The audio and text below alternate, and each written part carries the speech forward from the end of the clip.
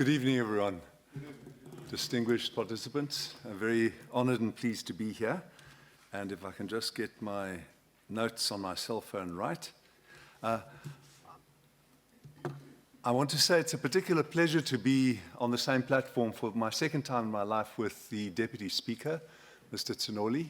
He was an internal dissident who ended up in jail in the 1980s, and he has a famous case named after him. I don't know if you're aware of that, Mr. Deputy Speaker. Yes, so in the law reports, your name is memorialized for your part in the struggle against apartheid. But there are many distinguished people here, and I'm honored to be here. I want to speak about the specifically judicial virtues of the Constitution. And in doing so, I want to say that I share the tone of misgiving and anxiety and disquiet that Dr. Pityana gave to us in his keynote address.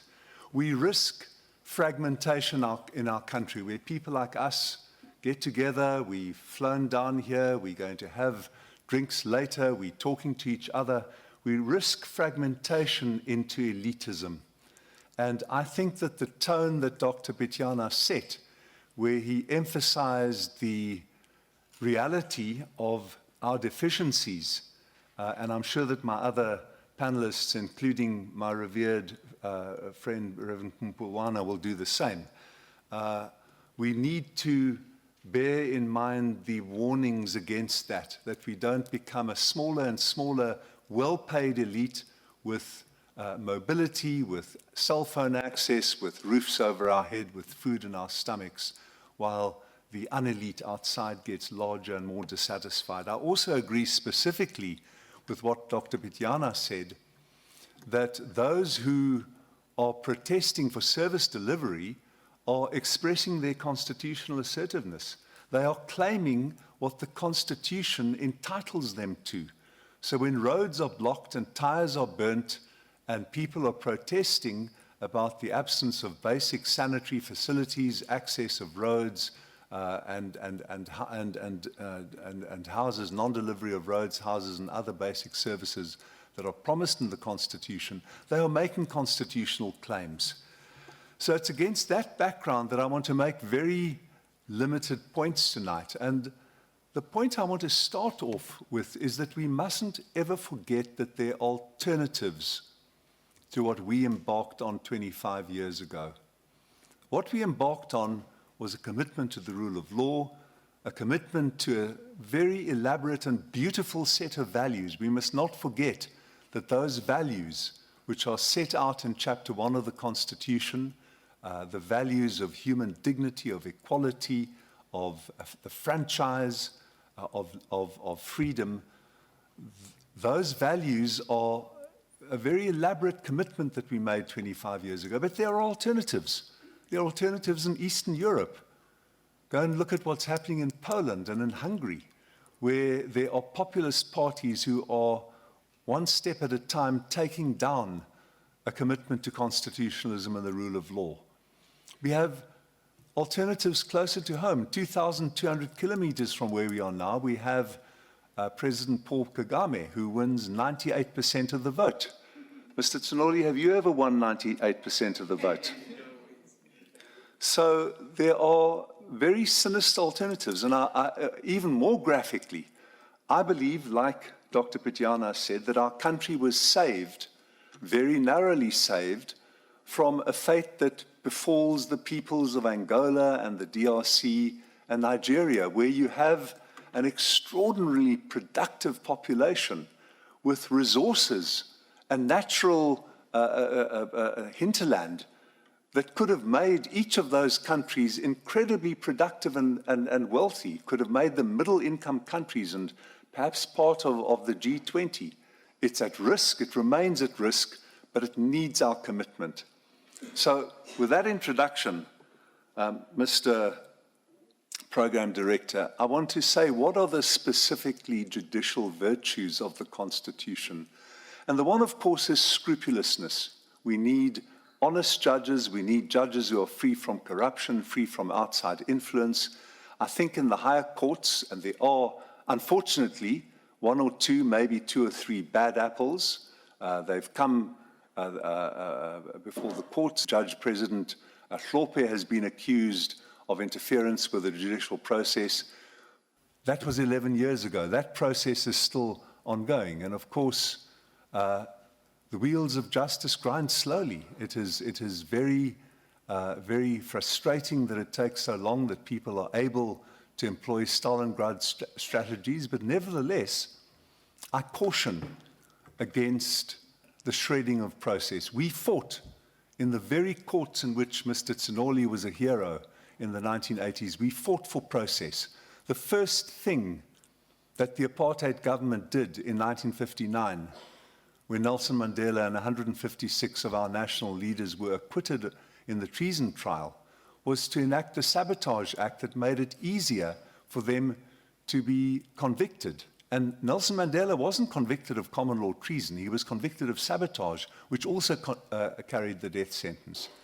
So when I hear people in the NGO movement appeal for the shredding of process because of the outrages of gender violence, I say, take a step back, hambagahle, and take a look at our history and let us see. So a commitment, scrupulousness, a commitment to process. And thirdly, there is protection of the weak. And I'm very proud, is Mr. Sabu Zekode here? Yes. How are you, sir? The last time I saw you, you weren't wearing a tie. Oh, yeah. So I hope that the program director and our host, the deputy speaker, is honored that you're wearing a tie tonight. So I want to give two examples. The Constitutional Court has protected the marginalized and the weak in its 25 years of history, and I'm proud that I was able to serve in it for 11 years. Proud not with any sense of self-satisfaction, ladies and gentlemen. Not one of us here tonight can afford a shred of complacency or self-satisfaction for the reasons that Dr. Pityana gave. But a sense of pride that when Abahlali Basamjondolo were threatened with a provincial Natal statute, which made it much easier to curb their activities, to stop the homeless, to evict the homeless, we struck that statute down in a ringing judgment by Deputy Chief Justice Moseneke. Another example, of course, pertains personally to me, the way in which the Constitutional Court in 5 world-famous judgments protected LGBTI people who still on our continent, in the rest of the continent, on our borders. In Botswana, the Attorney General is appealing against a judgment in June where 3 judges of the High Court decriminalized same-sex conduct in private. Throughout Africa, LGBTI people are persecuted, assaulted, imprisoned.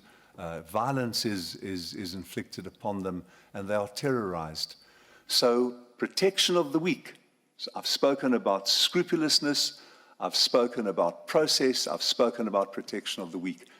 And the last, specifically judicial virtue that I want to mention is to question power. It doesn't matter whether it's populist power or corporate power or trade union power or government power, but the specific virtue of the rule of law and judges who owe commitment and fidelity to it is to be suspicious about power.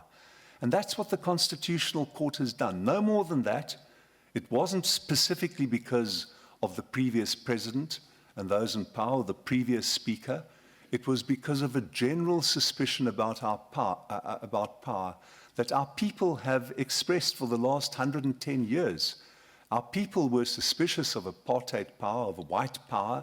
The strongest military, the strongest state on the African constitution was overcome by popular uprising. Is there anyone here in the House who believes that it was overcome by outside insurrection? Dr. Pityana? I'm being naughty, Mr. Pityana, and Dr. Tsinoli. I believe that we overcame the apartheid state through popular uprising in our country and through geopolitical circumstances like the fall of the Berlin Wall and the international banking boycott, but principally because our people were suspicious of power and they were willing to rise up against it. And that is relevant to what Dr. Pityana said, because when they complain about what the Constitution and we, the elites, are not providing to them, they're reasserting that suspicion of power. Now, that same suspicion of power led to 4 important decisions of the Constitutional Court in the last 4 years, which set the scene for a dramatic contrast between Harare, 21st of June 2017, and Pretoria and Cape Town on the 14th of February 2018. The 4 decisions all concerned President Zuma's homestead at Nkandla. In March 2016, Chief Justice Mogoeng ruled that the Public Protector's orders had bite until set aside, and that President Zuma had to pay back part of the money unlawfully misappropriated. The word used in Public Protector Thuli Madonsela's report was misappropriation, that President Zuma was guilty of misappropriation. It was for that reason that we ruled in the second of the decisions that the DA, is there anyone from the DA here? Ms. Camera? We don't recognize them. Mr. Zikode, do we recognize them this evening in our dialogue? Yes, of course we do, Ms. Camera. We ruled that the DA was entitled to send out an SMS saying that the report shows how President Zuma stole your money because of the freedom of speech and the intemperateness and the outspokenness that Dr. Pityana also spoke about in our democracy. Then we gave 2 more decisions. The one decision was about a secret ballot in Parliament, that the Speaker had the power to order one, and that ballot, when held secretly, showed that the President could not rely uniformly and unanimously on support from his own party. And the final decision we gave on the 29th of December 2017, just 6 weeks before President Zuma resigned, concerned the impeachment process, where the Section 89 says there are 3 conditions under which Parliament may vote by 2/3 majority to impeach a sitting president. The one is serious misconduct, the second is serious violation of the Constitution, and the third is incapacity.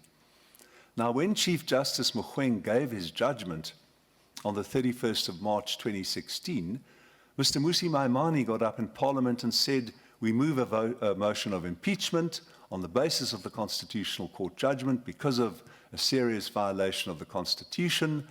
And the Speaker said, very well, let's vote. And the motion was voted down, and that was the end of it.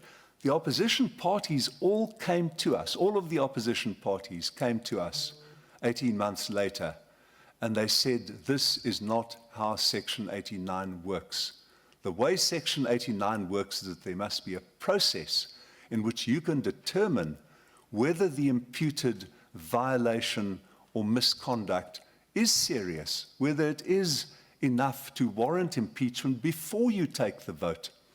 And by 7 votes to 4, the Constitutional Court agreed with the opposition parties, and Justice Jafta, in an historically important judgment, the judgment which, when I stepped down from the court 2 months ago, I explained that my colleague, Justice Mbuyiseli Madlanga, said, I don't want this judgment to be about the incumbent. I don't want it to be about his successor. I want it to be about the president who is in office when my children's children are citizens in our constitutional state. That is the commitment that the judges showed when they were suspicious of power in ruling that Section 89 had real bite. And that, of course, set the scene. I don't know what part those judgments played in President Zuma's decision to resign, but the contrast was very real. In Harare, President Robert Mugabe resigned because there were tanks on his front lawn, and there were tanks and soldiers all along the streets of Harare. In South Africa, 6 weeks later, an entirely constitutional transition took place when President Zuma resigned without any tanks or coercion at all. So those are the specifically judicial virtues of the rule of law and of the Constitution. They are, as I've said, they are scrupulousness and honesty, they are commitment to process, they are a commitment to protection of the weak, whether in the form of shack dwellers who come to the courts for protection, or marginalized minorities who seek equal citizenship and moral rights within the Constitution, and then fourthly and lastly, suspicion of power. Thank you very much, Mr. Program Director.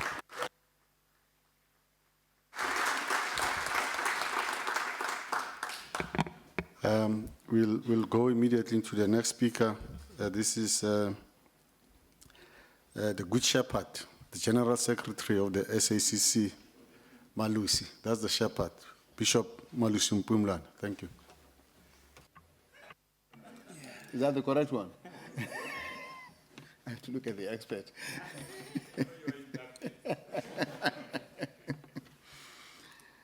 Thank you. We are indeed a constitutional state. And that's a novelty in our continent. We have come from having colonial governments with governors general. We have come from having apartheid governments, and we had one-party states, we had military states. We end up having elected governments. There was a time when in Africa, a former president was a dead president. We have many now who are former presidents living and kicking and playing golf. But a constitutional state is a novelty, where the Constitution is the supreme law. And so I celebrate the opportunity to have these conversations here about this today, because the Constitution is a contractual document that defines the nature and management of relationships among citizens, such as we have in the Bill of Rights in Chapter 2 of our Constitution. That has a lot of that, and so do some of the Chapter 9 institutions, such as the Human Rights Commission. It also defines how the management of the state shall be ordered in the government and its public administration. Reference has been made to the imperatives of the preamble. Speaking on behalf of the religious communities, I should mention that these prescripts of the Constitution resonate with some of the religious values of our society. Justice, the justice concept of the Sanatana Dharma in Hinduism, the Jewish and Christian scriptures, as Prophet Isaiah writes, learn to do good, seek justice, correct oppression, bring justice to the fatherless, and plead the widow's cause. The Quran says, let not a group's hostility cause you to deviate from justice. Be just, for it is closer to piety. And so the prescripts of our Constitution and the dignity of the human person does relate to some of the religious principles that I'm privileged to speak on behalf of.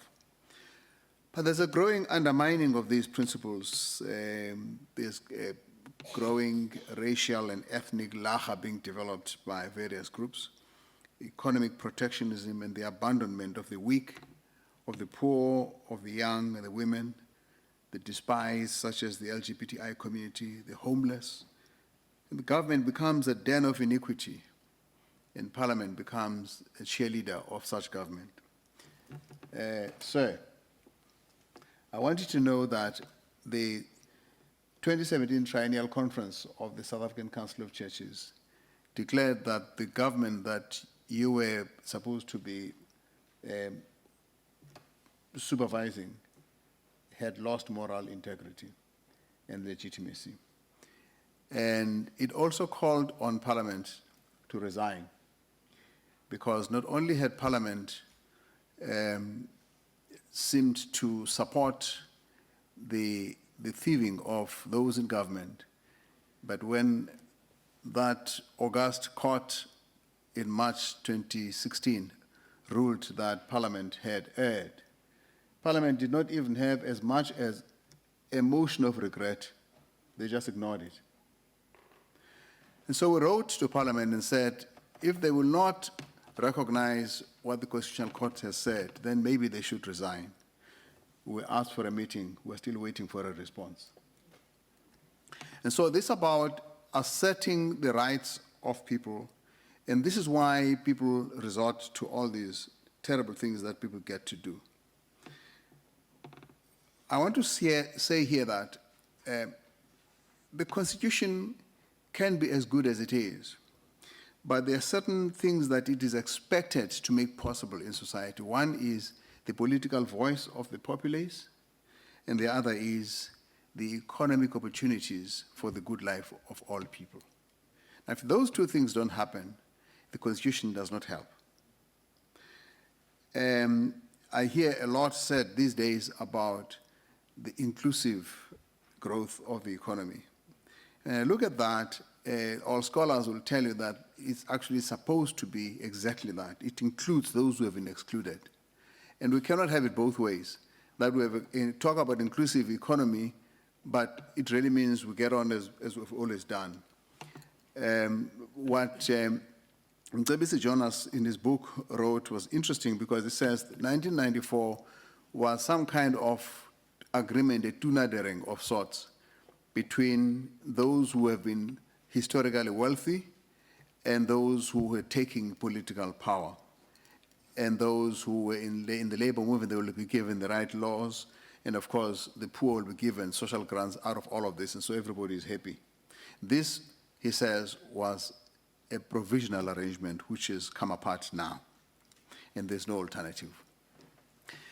And you can see that the labor movement is actually a very elite minority in a society where huge majorities of people are unemployed and they have not stopped, as Dr. Pikiana was saying. And so we need a different understanding of how the Constitution, therefore, can become the champion of the people. And I suspect that because our Constitution has not dealt adequately with access of the voice of the people, because we still have political bosses determining what happens. And what do I mean by that? I mean that the members who come to this house are brought here at the mercy of the political bosses, not at the mercy of the public.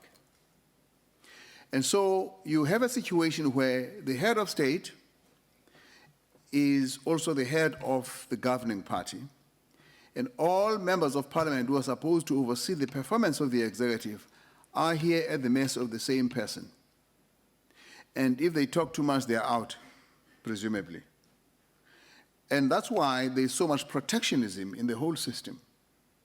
And that therefore, we don't really have these two things that we need to have: the voice of the ordinary person and the access to opportunity for a livelihood by the ordinary person. And that is why our system increasingly neglects and abandons the poor, it abandons the weak of whatever nature, it abandons those who cannot be protected. And I think maybe we need a dialogue on how to change those things so that we can have a constitution that can truly be a champion for those who are in need. And I suspect that along with this has to be an increased ownership of these processes. Justice, you spoke well when you said that it was about the people actually campaigning. I always refer to the Cape Town Toi that says, the mamas, the papas, omas, opas, the ompis and the tanis, the kate and the ones are less in the struggle, because everybody was involved. But what we did then was to outsource all of this to the so-called government. It's in the government that we do not supervise. I mean, if you employ a gardener and not tell them where you want your roses to be, you cannot blame them for chopping everything down. That's exactly what we're doing. We've got a government that we say will be supervised by a parliament, which parliament we don't elect. And so nobody is accountable to anybody but to themselves. And the party bosses, therefore, are the heroes of the moment. And everybody, you can imagine, when everybody wants anything in South Africa, they go to the house. That's where the power comes from. And we removed a president on the grounds that he's not listening to the house. Remove the president because he thinks that State House is where it's at. I suggest that the dialogue has to deal with how to ensure that these two things are in place: the voice of the people and the access of the people to the wherewithal for life. If those two things don't happen, we are going to have the chaos we have, but also we will continue to have the protectionism. Increasingly, you have the distinct voice of, I want to protect white interests, I want to protect black interests, I want to protect so-and-so's interests, and I'll mobilize around that. And that's also because we cannot find a common ground in the Constitution. Thank you.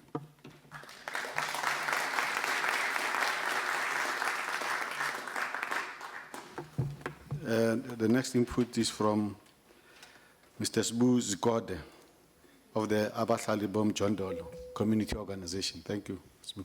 Thank you, Program Director.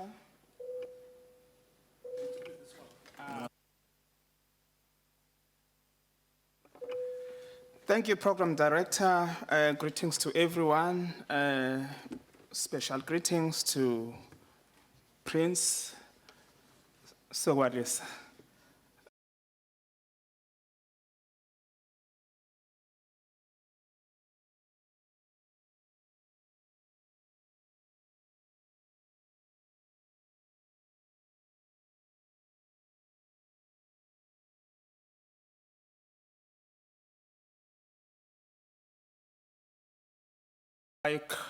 And strive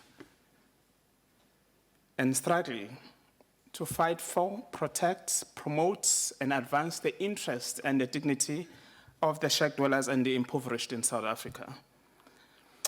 I have decided to entitle my presentation, 25 Years of Democracy Has Been Paid in Blood. There is no doubt that in 1994, we all had high hopes that in the political leadership of black majority government in our country, many promises were made and many promises were broken. Many people who came to government decided to work to enrich themselves. We were shocked to realize that the impoverished communities on the ground just became voting specialists, and that's what we do. Many of us started to organize communities to build unity and an enabling environment for the government to deliver to its promises. We did not just fold our arms and waited for hands out. We registered NPOs and ran drop-in centers, early child development centers. We ran community gardens and feeding schemes and worked with local businessmen to feed and find employment for our communities. We remained passionate and patriotic to our communities and to our country, while we work hard to democratize our settlements. We committed ourselves to the project of nation building as envisaged by Dr. Nelson Mandela and many more others. We were inspired by the values of our constitutional democracy and held our flag so high. We knew that change was not going to be easy. We also knew that the damages of the past were not going to go away quite soon. We also thought that the pain we experienced in the hands of the white minority government was the pain of the past. We were very clear with our own responsibilities as impoverished communities and at least that to love our country and to contribute to peace building, unity and harmony was part of our responsibility. However, local politicians were always prepared to lie to us and treat us like children. Lies were put before the truth. Commercial value of land was put before its social value. Many of us suffered in poverty and indignity, without jobs and without peace and no hope. We had no choice but to come to the cities and to occupy at least vacant and unused land, only to pay a high price for that.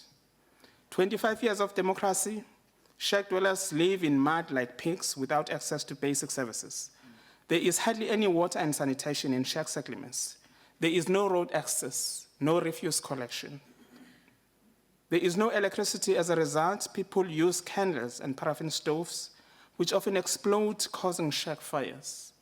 We've lost many lives in shack settlement as a result of shack fires. We've lost mainly children in these shack fires, and the state does not see this as a crisis. Our lives have been a state of emergency, but none of the state organs has ever recognized that. It is 25 years in democracy that self-organizing of impoverished communities has been seen as some form of conspiracy. This is done to justify violence on us. Organizing outside the ruling party and outside the state has cost us lives.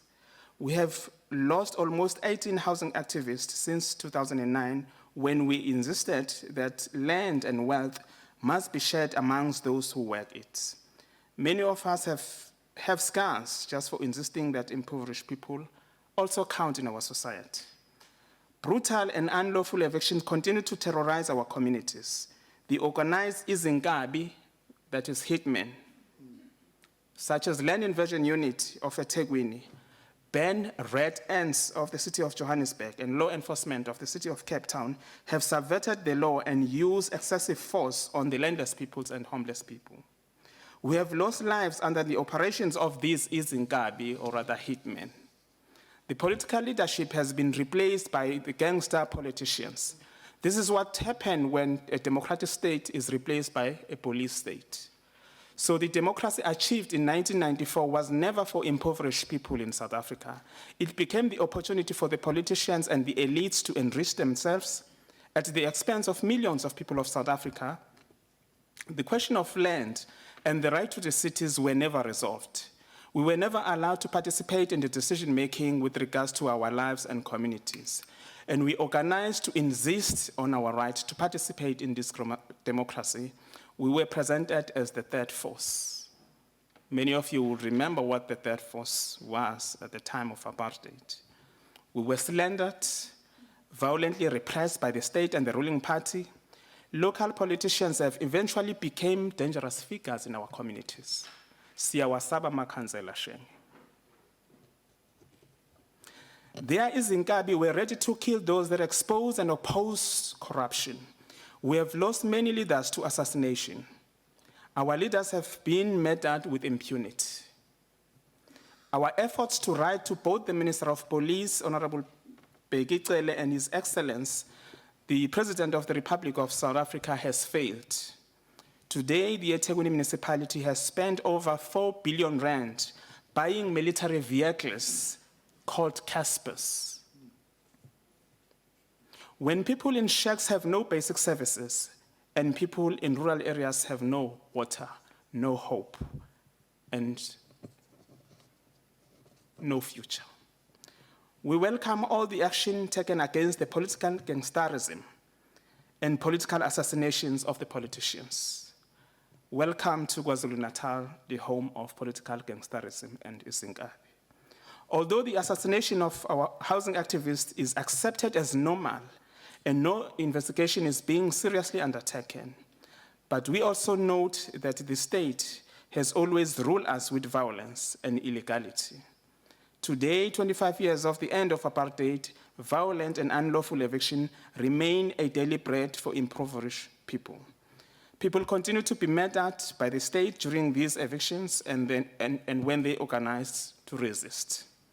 Instead of democratizing in order to build more inclusive cities and more inclusive forms of decision-making, our cities are militarizing. Impoverished people are increasingly ruled with militarized forms of force.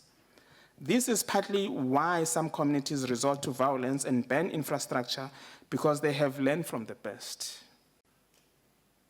None of the authorities have time to genuinely engage with communities on their demands. Instead, they just send the police, who were actually not there when certain promises were made. The Land Inversion Unit, for instance, banned the belongings of people during illegal eviction.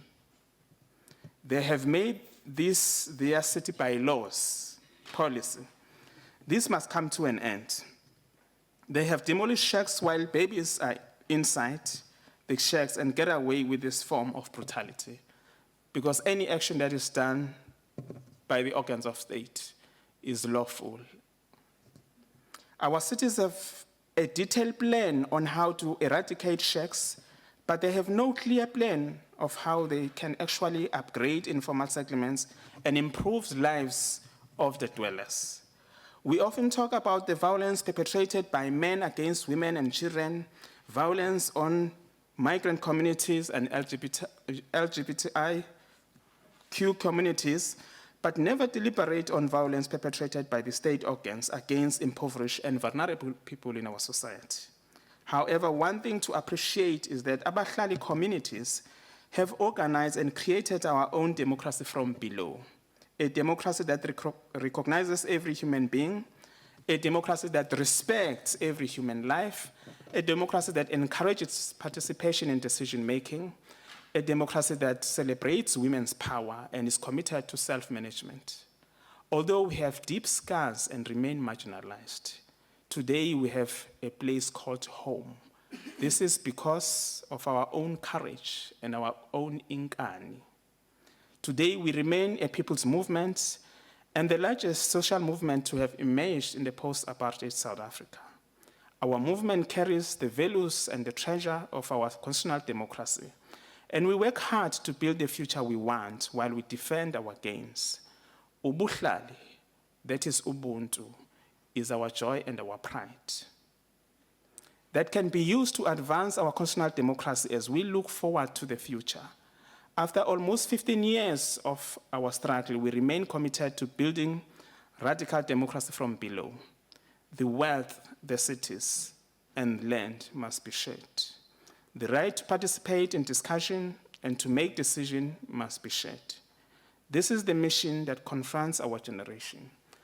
I just want to end by a quote because my previous colleagues have done a wonderful job of quoting others. Let me conclude by a quote from the famous French philosopher, Frantz Fanon. He once said, "Each generation must discover its mission, fulfill it or betray it." Thank you so much.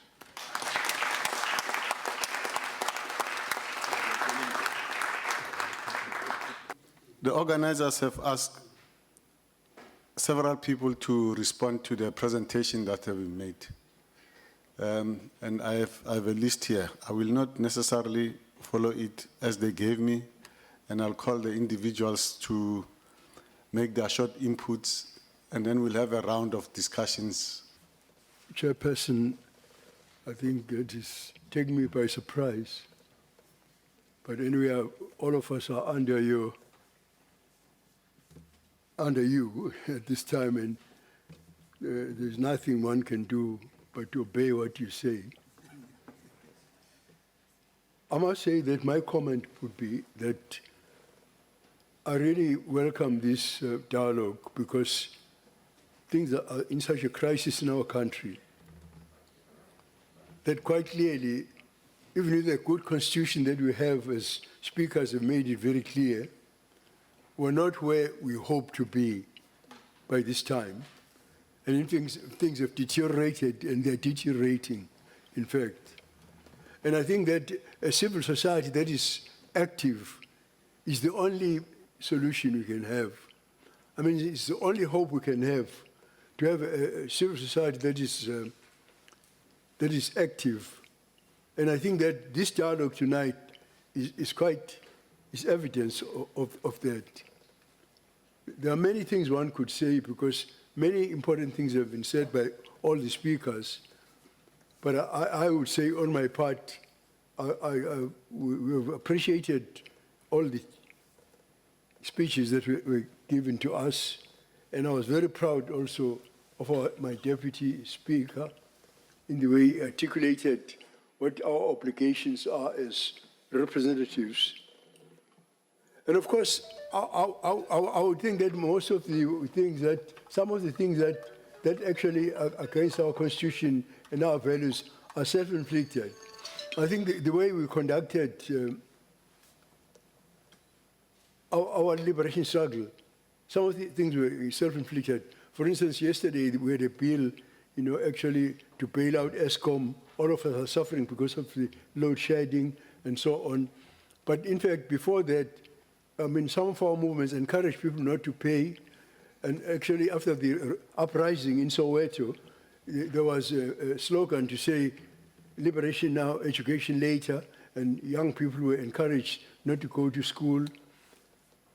And also, as a believer, I would say to my religious leaders, including Professor Pichana and my bishop, that can they honestly say to me, as one of their sheep, that there are no things which we treasure as values in our constitution which go quite against the teachings of the church and the Bible. Can they honestly, in good honesty, say that? I'm sometimes not surprised, sir, that in fact we had such a good constitution that we even went further because we were tired of oppression. But in many ways, we can't even condone crime today.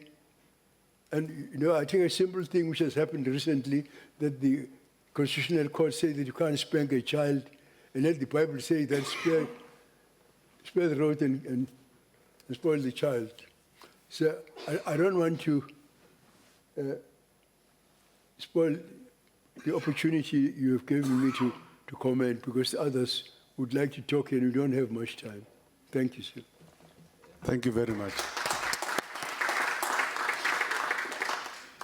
I'll ask Ms. Sheila Camera, who's the chairperson of the Western Cape's chapter of the South African Institute of International Relations, to make her comments.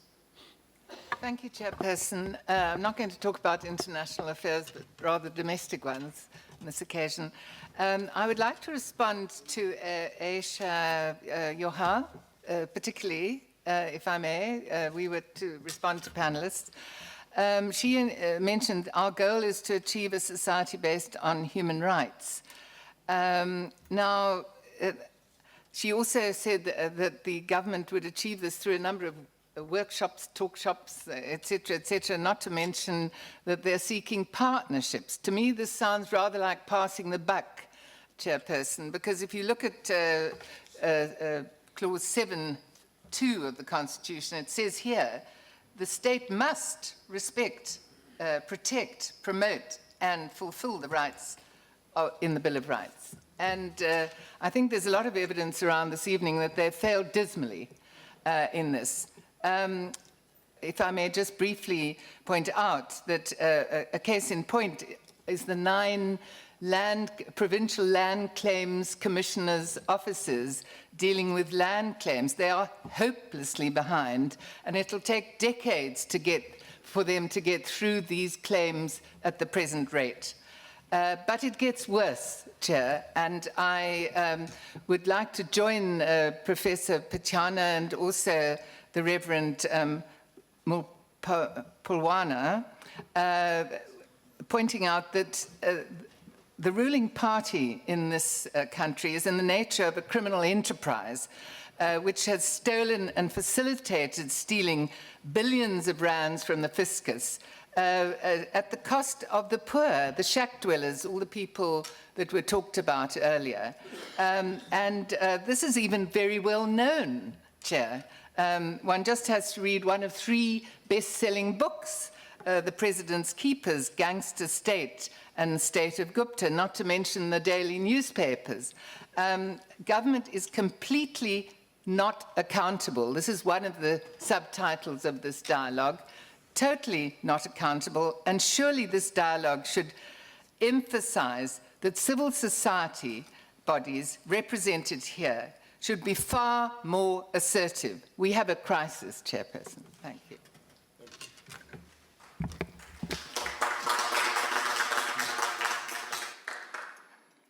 We'll also have an input by Professor Amanda Hoos from the University of Stellenbosch. Good evening. Thank you, Program Director. I want to thank Professor Pichana for sketching the urgency of issues in the country. And I think what bothers me is that it seems to me there is a lack of an understanding of this urgency on the part of government.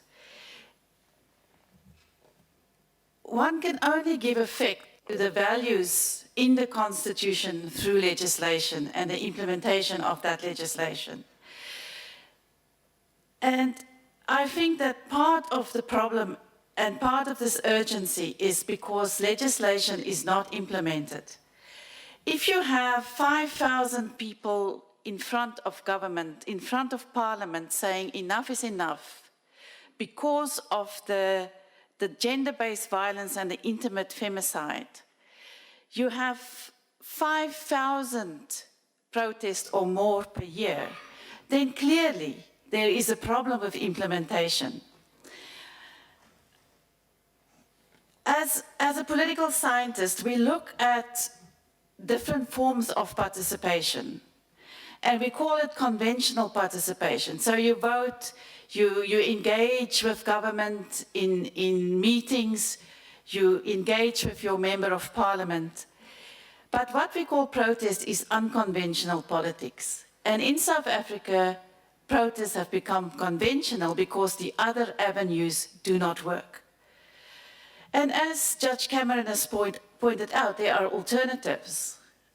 And we have done surveys that show that it's not even 80% people in this country who think that democracy is okay anymore. There are people who choose authoritarian government, there are people who choose military government. So this is very, very disconcerting in a country with the values in a constitution like we have. Alternatives now for gender-based violence is that there are people calling for the death penalty. We have outlawed the death penalty. There are people calling for chemical castration because we are not able to bring the violence under control. I have recently written a piece where I look at the state of fear in South Africa. It's women who fear gender-based violence, who look over their shoulder all the time. It is foreign nationals who fear violence, who look over their shoulders all the time. And I related to Hobbes's state of nature. Now, in the state of nature, you can die at any moment. There are no ways that you can avoid that plight. So the alternative to the state of nature is that we have created institutions and rules, of which the rule of law is one of the most important ones. And yet, I can say that in this country, women, foreign nationals, children, and probably men too, live in a state of nature. So how can I say that if we are a constitutional democracy? And I think we really need to think about what it is that we can say 25 years after transition, we live in a state of nature. Thank you. Thanks. I'll then ask Lawson Naidu of KSAC to make his input. Thank you, Chair. I want to draw on comments made by a few people. Professor Pichana spoke about lawfare and the experiences of South Africa in recent years. And I think it's fair to say that our constitution was stress-tested in the last few years. But I think we're also pleased to say that that stress test was survived, and we came through it. The courts and the rule of law ultimately prevailed. And things could have been a lot worse, as some of the speakers have mentioned. But the courts had to intervene largely because other institutions of governance failed. And we talk in this post-state capture environment, we focus on rebuilding and rehabilitating institutions of governance. We talk about the criminal justice sector, the NPA, the Hawks, the police, SARS, the whole gamut of state-owned enterprises. And yet we have at the state capture inquiry, the Deputy Chief Justice rhetorically and incredulously asking himself, how did we allow this state of affairs to come about? What was Parliament doing? Parliament, as we know, is the primary institution mandated to hold the executive and the president to account. And I think in the cases that Justice Cameron mentioned, all involve Parliament in one way or another. Parliament failing to do what the Constitution requires it to do. So we have to acknowledge, Deputy Speaker, that Parliament failed. And whilst I welcome what you said about the Speakers' Forum, if I can use a phrase that we've become accustomed to, introspecting in terms of the failures of the legislative sector. But I think as a country, we spend too little time asking why and how this happened and how can we stop it from happening again. I agree with the Bishop. We need a national debate on our electoral system. But we must also be aware that changing the electoral system is not some magic silver bullet that's going to solve all our problems. There are responsibilities that go with that. But I think Parliament, and I want to focus on Parliament because of where we are tonight. And as much as I welcome what the Deputy Speaker said, I'm really pleased that the Speakers' Forum is engaging on that issue. But I think we need more than that. We need a public acknowledgement from this institution that it failed the people of South Africa. And is there any reason why Parliament itself should not be going to the Zondo Commission and explaining what it did and did not do? Thank you. Let's have a youthful voice. I now ask Safia Mohammed to make an input, please. She's here. Hi, thank you. So my questions bounce off the previous comment and respondent. Honorable Leshesa, thank you for your encouragement for civil society to be constitutionally responsible, critical contribution, and follow good practice. However, civil society has been following this protocol, and it's been accused of being, Parliament has been accused of being ritualistic, diluted, and falling short of its intended purpose. A lot of participants in civil society complain that meaningful public participation is often lacking, and MPs are not always open-minded and can be hostile to the views they disagree with. That's forgetting parliamentary committees and their openness and accessibility to the public. When it comes to important decision makings, it's shifted from the public eye to formal private meeting spaces. This undermines the public's ability to observe and influence decision-making. When it comes to, I know it is a constitutional requirement that meetings may only be closed to the public when it's reasonable and justifiable in an open and democratic society.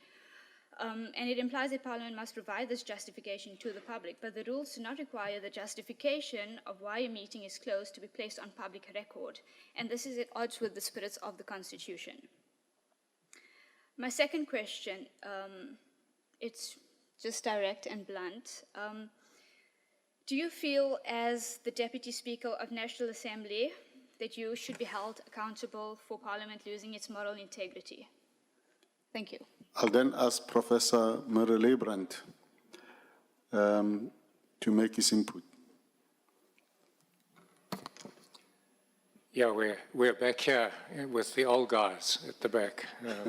Okay. Evening all.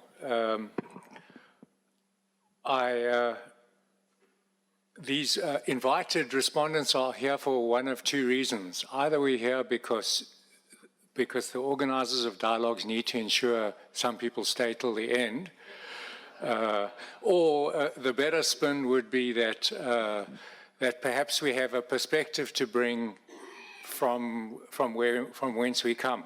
And I guess from whence I come is a participant in many of these dialogues over the years. I'm a huge believer in them, and I've invested in them. And I thought it might be interesting to reflect on what I hear, both also in terms of like where we should go with these dialogues. What are their possibilities, and reflecting on what I've heard this evening.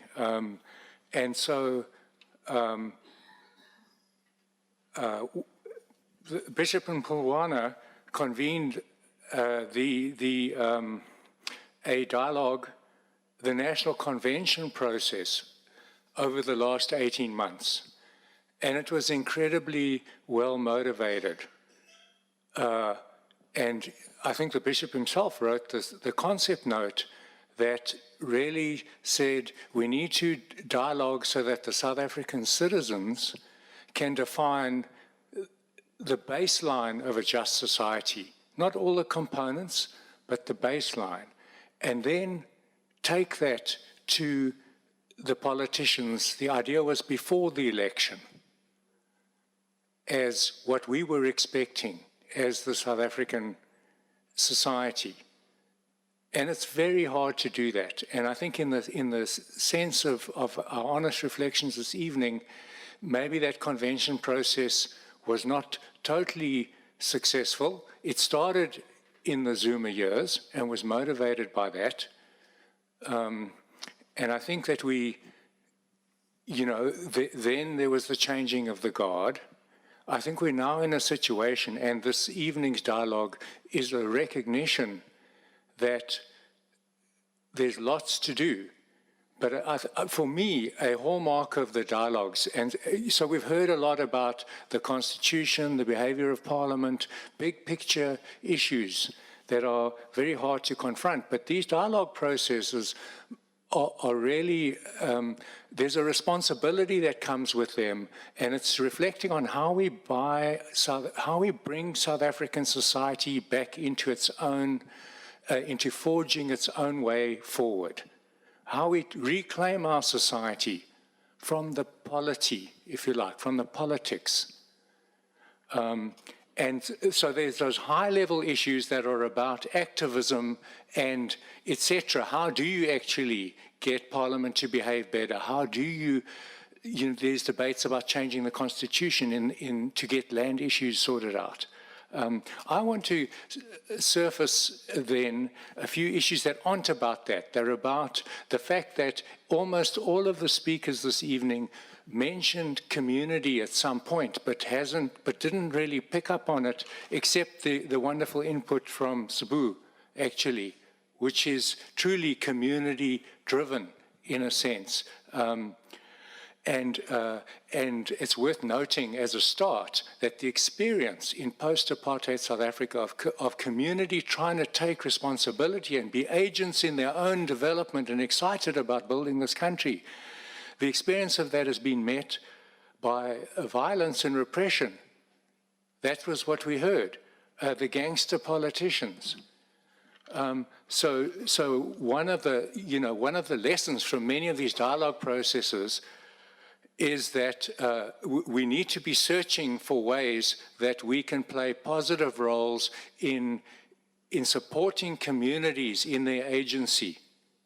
It's not all about the high-level stuff. It's about the fact that communities do want to be engaged and do have great ideas and have a lot to offer.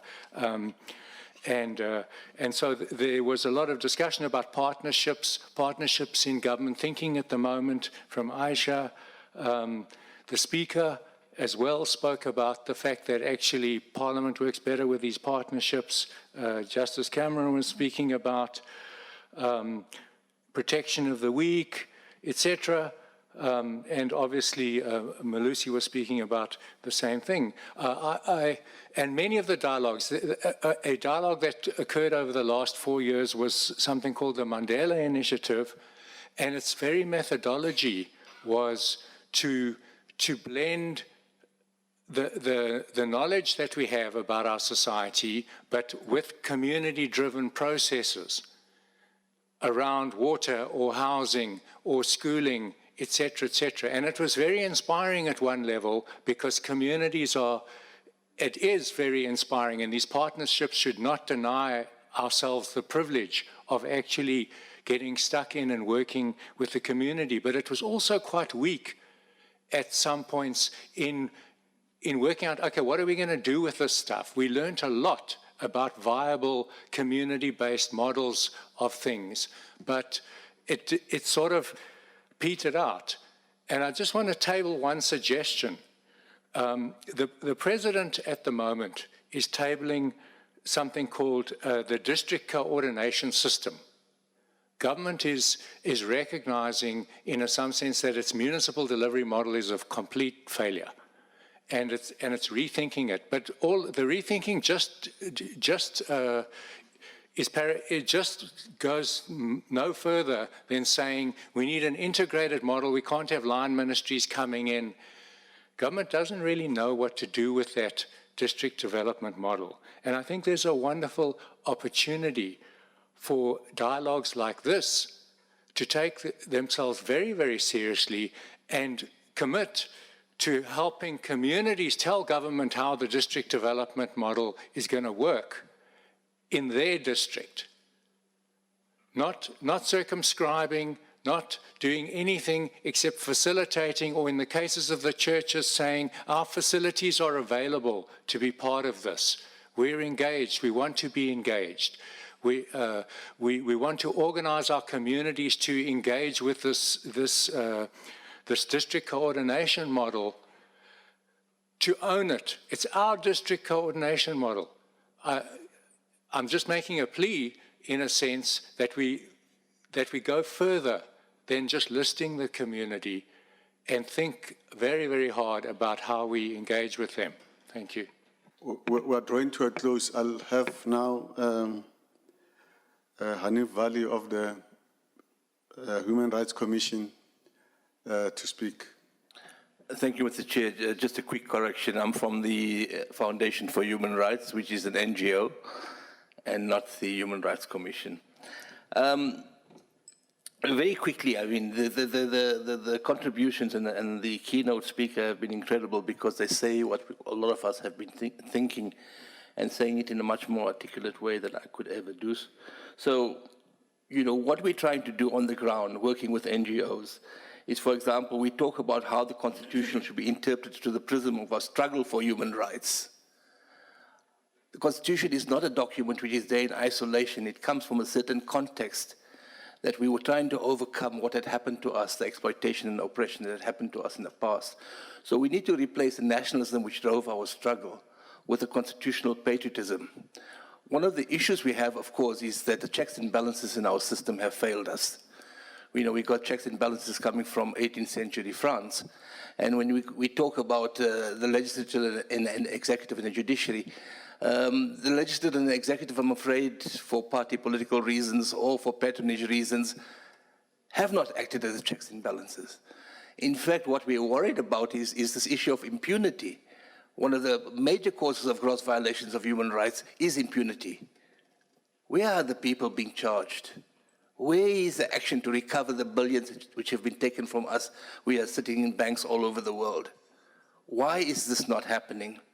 So, when Justice Cameron talks about a situation where we could have had a choice, instead of following the course of the rule of law, we could have had chaos. We've been arguing that society moves forward through rational discussion, but people are countering. People are saying that there has been no movement, and therefore our discussion should get irrational. And that is a very dangerous situation. That is a very dangerous situation, in a situation where we've got close to 50% unemployment, we've got 25% of people who go to bed hungry, and then they tell us the fundamentals are in place. They tell us there is no alternative. Well, we argue that there must be an alternative. You know, Zbu is a representative of civil society, one representative of one element of civil society, but all across the country, from Kuruman to Lusikisiki, there are good, solid people committed to the values in the Constitution and trying to realize it for our people. We should not forget our obligation to them. We should not abandon them. The international world says that South Africa is a middle-income country and there's no funding for them. There's no funding from our government because they haven't got enough money for basic services. So we are disposing of the moral core of our country, and we have to bring legitimacy back to our political system, because presently the word politician is a dirty word. Thank you. I'll take the two last comments from the floor, and that's it. You at the end. Oh, there's so many hands. You'll have to bear with me. What do I do now? Please. Thank you very much, and all protocols observed. I come from the higher education sphere, and, I've been served a term with the previous Minister of Higher Education for 2 terms, for 8 years. So I've been in and out of the portfolio committee in this room. And one mustn't be scared, because I think that, we need to build our democracy. I think the first note I want to make is that the Abishalali Basiman Mjondolo has it's a case for us in the way in which our constitution is working on the ground. And I think it's a really important story that we have to take up. So I want to make one important, which I regard as being quite important, because everybody's spoken about the judicial aspect of the Constitution. And I think that, yes, that's correct, because the Constitution is the sovereign and humanizing instrument of our country. But I think that the big issue at the moment is really around issues of trust and legitimacy, right? And that's the one area.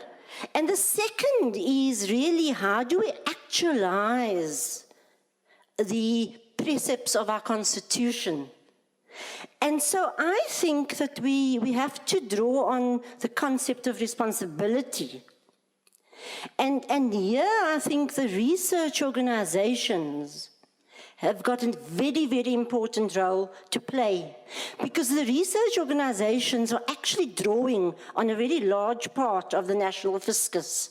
So maybe we should have what we call kind of targeted research agendas that can help us to see what is happening on the ground. Maybe a kind of 5-year period. So from a judicial aspect, what are the kinds of cases that really irk the citizens of South Africa? The research organizations need to come in so that we can try to engineer our kind of research and align it with the democracy. Because we do need to begin to think of how to inculcate the constitutional democracy on the ground. So, for example, the teaching of the Constitution in our schools. Civic education is another one. I suppose I'm asking for, how can we try to research how we can implement it? That's the first main point. The second point is, very quickly, is that from where I come, notions of Westernism is being challenged. It's, you talk about Nietzsche, you talk about, Aristotle, etc. The students, I want to hear that. They want to start to think of how can we begin to Africanize our institutions. Now, here's a classic case for our research bodies that is absorbing the fiscus to start to research. How can we do it? Thank you. Oh, I'll take 4, and you and yourself. Your friend next to you. Thank you, Chair. Chairperson, I'm very mindful of the fact that we don't have much time. Chair, as a nation, we're walking on a sharp knife. A dark shadow has befallen us. I'm saying this, with this in mind.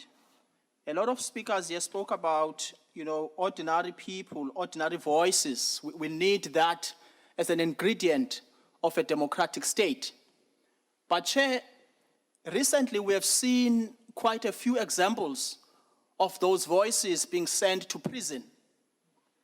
I want to ask Chairperson Aisha, we have a case here of a student, Kanya Tekeshe, who is behind bars, sent to jail, serving 8 years for demanding a promise that was promised by the African National Congress, free education.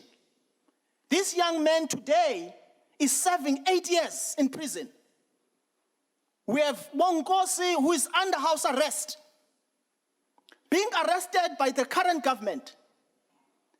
And I want to, my question, Chair, is, what are we doing about these young voices? The very same people that we claim they should have a voice in a democratic state, and yet we're sending those voices to prison, destroying their futures. And I want us, Chairperson, here to really think deeply about these questions, because The case of Tekeshe is a case that saddens all of us when we know for sure that his cause was a genuine cause, demanding free education that will benefit not only us today, but the futures or the future generations.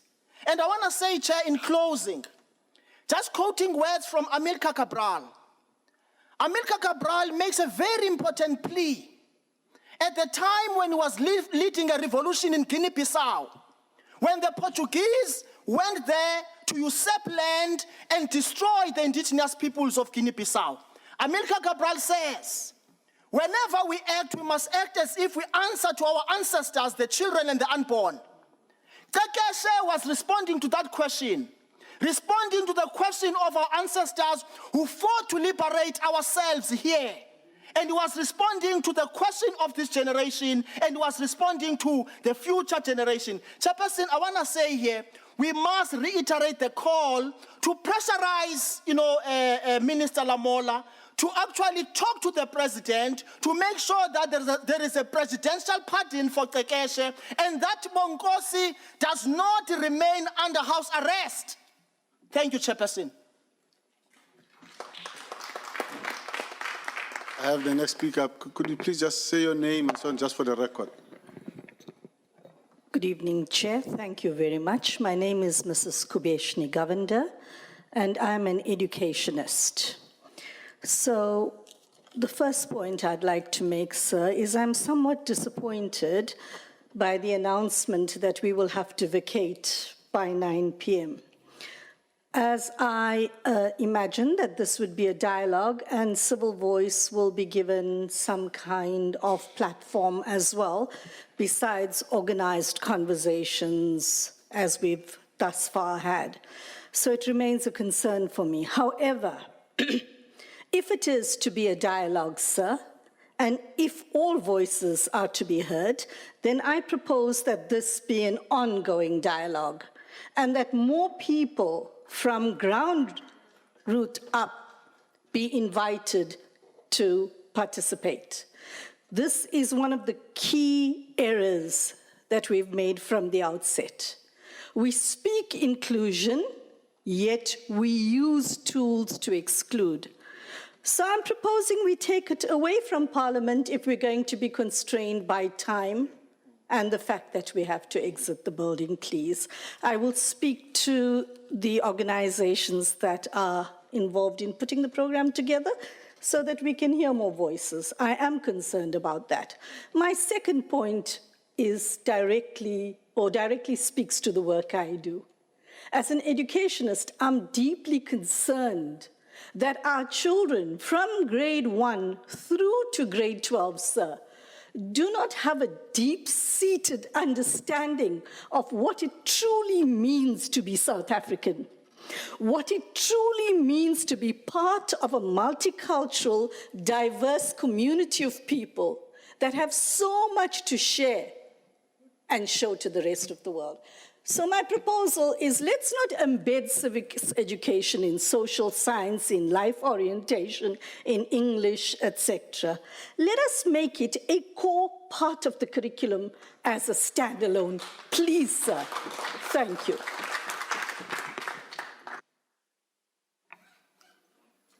Thank you very much, Chair. Observing the protocol as well. Mine is quick. It goes to the Deputy Speaker. In 2017, I was the Speaker of the Youth Parliament in this province. Various young people across the province deliberated on various issues, and that Parliament promised that our report is going to be tabled to the House, is going to be given to relevant ministers in the province, and then they will revert back to us. It is now 2019, and I've been writing back and forth to the Parliament to say, look, you convened us, we raised issues, and then now there's no response. Now the response we get is that National Parliament is not leading that process anymore of youth parliaments. And I think if maybe the Deputy Speaker can assist in responding to say, what happened to the youth parliaments? And why are we not having those youth parliaments? And if we have youth parliaments, what is going to happen with those reports? But the last parliament they had, it was in Soweto, I think in 2016. Issues were raised there. But again, it becomes an issue of celebrating June 16, having a big event where we act as if it's youth parliament, knowing very well it's a tick box. And I'm worried that we speak about dialogues, we speak about engaging young people, yet when we engage, nothing is being done from those engagements. And my appeal is to say, I mean, the guy is very passionate about engaging civil societies. I think if you can champion this one and say, whatever we discuss, it gets to be given to relevant ministers so that the work can be done. Because people are now going to lose interest in coming to engage, because whatever is going to be engaged, no one is going to take follow-up, no one is going to implement what is going to be engaged. Thank you very much. You'll have your voice. One short point. When our constitution was passed, millions of copies were printed and given out to every school child.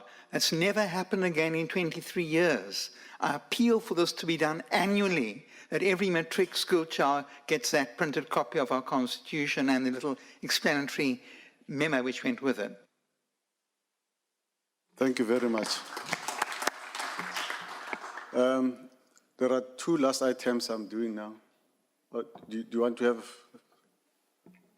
Thank you, Mr. Chairman. There needs to be a model of engagement between a civil society mechanism like this and Parliament, a door that has been opened by our Deputy Speaker. And I think that is very important, to have a model of engagement, for example, like a portfolio committee that will give it real teeth.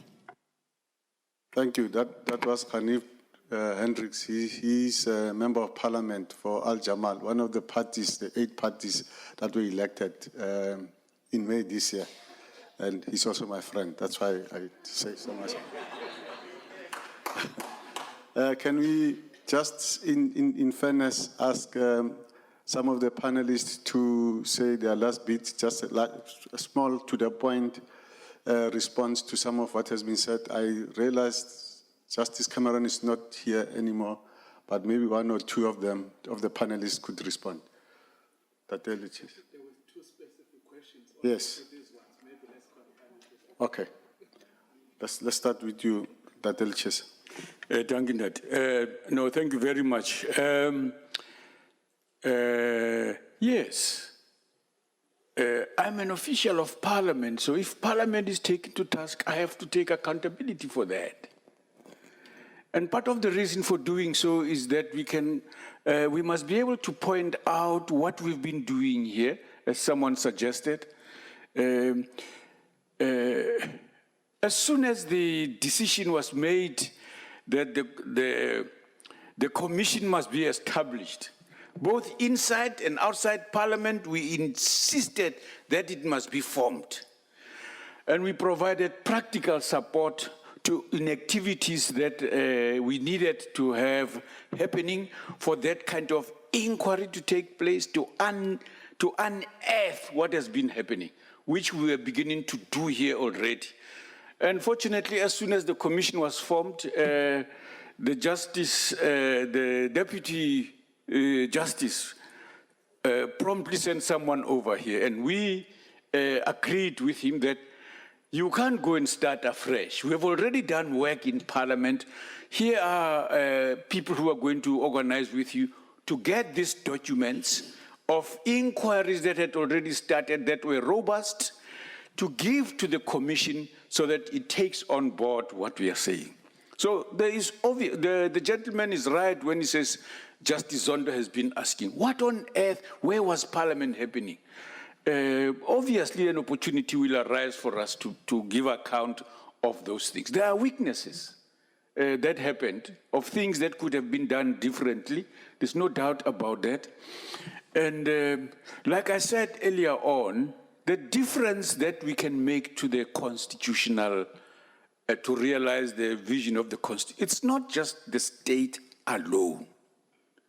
And this is in the provisions of the Constitution itself, that enjoins us to act together to realize this. The state must clean up its act, whether it's parliament, whether it's the institutions that support democracy and how they carry out their responsibility, how the judiciary themselves, through various mechanisms, do that. It's an important thing. I'm still delegated the function of sectoral parliaments on youth-related issues, amongst others. As we speak, we had a men's parliament here last November. In the district, we already started. We've been moving in those districts to support the social development, to promote an understanding of what's behind the gender violence, amongst other things. What services exist for men? So these processes are undertaken as part of responding to both issues that were raised by young people, that were raised by women, that are raised by men. And we decided, let's separate out these issues and go into a campaign that is ongoing to continually engage with people on the ground in the district where they live, young and old. I'm just pointing that as examples of what practically we have to continue to do and so on. I think we are not, we need to be engaged on an ongoing basis. I think we must, by the way, I just want to say about, because this is an important point, one of the weaknesses in our country in a variety of places is the absence of appropriate places for people to meet, especially for women to attend, so that they can be able to leave and go back with safety. Whatever our intentions, however we want to do this work, we must be mindful of those things. Every one of our institutions must be sensitive to that reality and not assume that we can guarantee and ensure that safety of people is in their hands. We have to play a supportive role to that. When the decisions were made about how much time you have, you asked for that time, the organizers and so on. So whoever makes decisions about how long you stay here and was accepted, was explained to the organizers. It's not that, and we do it amongst others to ensure that there is always security, that we can be provide you with a level of comfort that you deserve and so on. And also because of the nature of these institutions and what happens around here. I mean, you know what people have done on the gates of Parliament here. The stresses that happens there. So it's not, we would like to sit up to the late hours, if we can. We used to do that, up to 12 o'clock and so on. Sheila Camera is there, so on, at the beginning of this year and so on. So these are things that we could do and so on. But if there's agreement about timing, we must not be flexible with times that can create problems for some of the members here. Some of you might be energetic, available all the time. Others may not be able to do that. So we must be protective of their interest. Thank you, sir.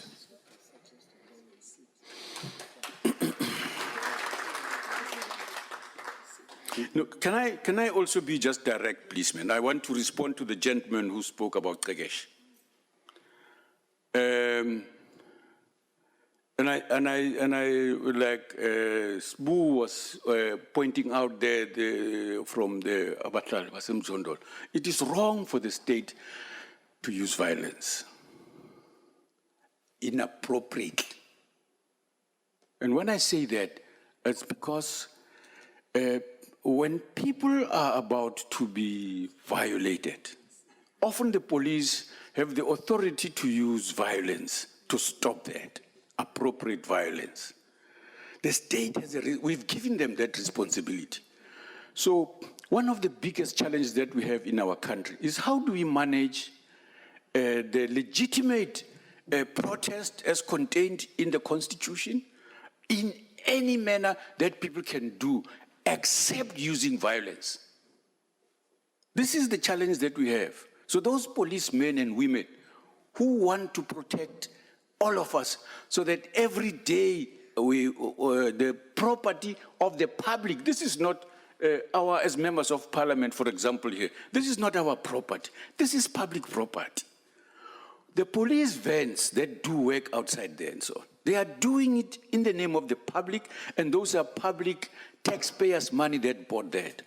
when people protest and they ban property, like some members of parliament broke the walls here of parliament institution and so on, the law has to take its course. It is important that that is done, that there must be no hesitation. The reason why some people say violence is spreading and so on is because people assume that, no, it's casual, it's fine. Nothing is going to happen to us when we act violently on property, on human beings, on women, on children. Because we have given the impression, tacit approval of use of violence against people and property. So we are in trouble. I don't know how we can, it's a thin edge if we allow that to happen. So there are systems for requesting what the gentleman is asking, but we must also make this point as strongly as we can do. We also know that there are people who undermine legitimate trade union protests and marches and strikes. In order to undermine those things, they come in there, an EFF member showed me a scar on top of his face because he said he was protecting someone who they caught among students, all right, trying to ban a university campus. They protected him because he was seen, he's not a student, and they knew where he came from. So, but the students protected him from in another spirit, also being attacked violently and so on. So I'm suggesting that we must be sensitive and we must be open in discussing these things so that we don't give an impression tacitly through our body language that no, and then it's okay to smash a skull, to burn property, you know, here and there and so on. It's not okay. It's inappropriate. And we must protect everyone of the people who are likely to get that, including those who burn public property. Thank you very much, sir. Sorry, Chair. Can we Sorry, Chair. Just 1 second, Chair. Just 1 second, Chair. You're responding to what he's saying. I think, Chair, it is important as a young leader, as a person who's on the ground, and also as a former student who has been expelled at school, Chair. I'm sure, and also a community member, I'm sure, Chair. I'm sure there's no one person from the community, Chair, who's not mindful that burning a property, Chair, how it is, Chair. I think no one can wake up in the morning and burn a property just like that. Chair, I thought for me, an elder must be able, the Parliament, to acknowledge its failure. I think a leader here have said, for example, Chair, as a youth parliament, have tried all means to communicate in Parliament regarding youth issues, Chair. And no one has responded to that. And it is important, you know, to acknowledge failures, Chair. I think here, we're not here, we've been listening to the elders, to members of Parliament. I think now it is time for us to also speak, Chair. I think this platform must be able to provide us that platform, Chair. Now, as members of the civil society, to talk. We'll be listening, Chair. All these things which are happening in the country are happening at their present, Chair. So if we will come here just to warm this seat, Chair, I'm going to have a problem with that. Thank you, Chair.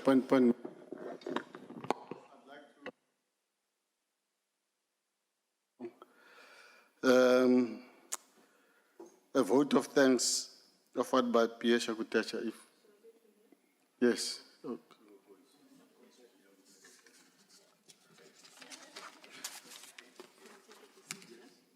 No, you can take it.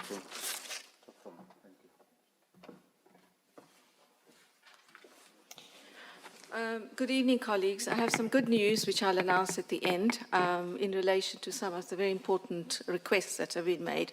I have a number of observations to make, but because of the length of time, I will not refer to all of them, except to acknowledge that I think that the main points that have been made, the House has actually, with one voice, actually acknowledged the failures that we experience as a society, despite the gains. We're very sharply reminded of the limitations of the conversations that have taken place so far. Justice Cameron has made it very clear that we cannot have the kind of fragmentation that we continue to see, that our conversations should be far more inclusive, and they cannot be elite conversations either, that we need to work to unlock the blockages behind some of the kind of dialogues that we have, and very importantly, that we must conduct different ways of, and operate with different models of dialogue representation. That's come through very, very strongly today.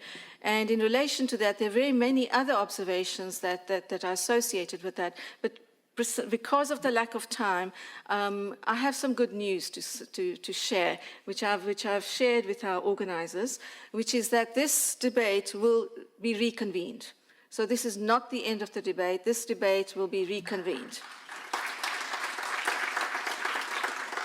It'll be reconvened on the same issues, so please keep your observations, your notes, and all the contributions that you would like to make. It'll be reconvened fairly soon. And I also offer, by the way, we have a building as the Desmond and Leah Tutu Foundation, which is also another alternative place where dialogue can take place. In fact, we've just come out of a very important strategic planning session where the issue of difficult and courageous conversations is one of the key pillars that we will be adopting. So we can also reconvene there, and we offer that as a place for dialogue and debate as well. I won't share the other observations, so I leave it to the organizers to take that up, and it just remains for me to say thank you everyone, all the speakers. We've had terrific contributions, especially from the Bishop, civil society and the Judiciary, and I want to acknowledge them in particular, all the prepared conversations as well, and we shall reconvene very soon. Thank you very much.